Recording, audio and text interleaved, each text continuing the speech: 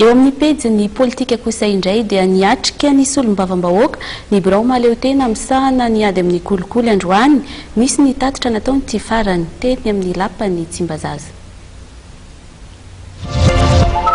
Mbola lavitra ny ezaka amin'ny famogorana ny kolikoly eto amin'ny firenena araka ny tatitra nataony Bianco androany teny amin'ny lapany Tsimbazaza. Mbola sakana amin'ny ezaka fanafoanana ny kolikoly ny tsy mbola nivoany dity fampiarana ny pakiady pirenena eo ihany koa ny fahalaina ny olom-panjakana amin'ny fanaovana ny fanambaram-pananana tafiditra ao anatin'izany ny député. Nangatana izy député mbola tsy nanao déclaration dia rehefa nilay izy tsy atao minay zany nanaovanay andreny tarapasa fampisalifa ho azy fananao zany kanefa tafiditra tao anaty mahazo ny lettre de l'appel dia oka tsy anamafy fotsiny fa efa navita ny décret d'application de déclaration de patrimoine Mazaïa lazainy 2016-021 laza hoe le Bianco zay la les déclarations de patrimoine na ny assujetti constitutionnel zany na ny assujettia aty amin'ny Bianco de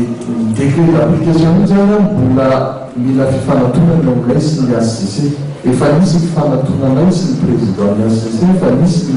fifampiresahana fa mbola eo am-panafela na le décret d'application zany tena mandefa mazava zany zao dia anareo député dia any amin'ny ACC manatika raha ohatra ka tonga any aminay ny enveloppe dia fantateo député nanao azy hoanefanay any amin'ny ACC iny satria zay zao no lalàna misy. Iainana ary tena mahazo vana ny kolikoly eto amin'ny firenena. Ny sehatra rehetra ao anatin'izany ny sampandram-panjakana dia ahitana kolikoly avokoa hoy ireo député nandray fitenenana. Tolo-kevitra naroso ny député voafito Moramanga Raindriamahifa Charles ny ametrahana solotena ny Bianco amina sampandram-panjakana. Le tatra nataony tale général ny Bianco ilaina aloha le izy ho anay solombavam-boaka zany dia ilaina satria androm-panjakana angeda be eto amin'ny tany sy fanjakana io ary ny fitondram-panjakana izy taria filohan'ny repoblika era-jonanam-pianina dia manao an'izay ady amin'ny kolikoly zay ary zay zany do apetraka za manokana zany dia ary nangataka mihitsy tamin'ny ao amin'ny tale général ny Bianco hoe apetrao isaky ny ministère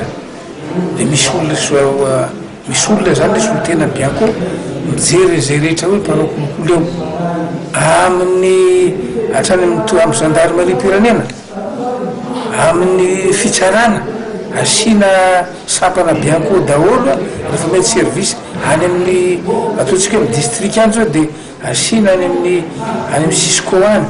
amin'ny CRF any zany hoe reny rehetrarehetra reny zany rehefa misy andreny dia miena zany ny kolikoly amin'ny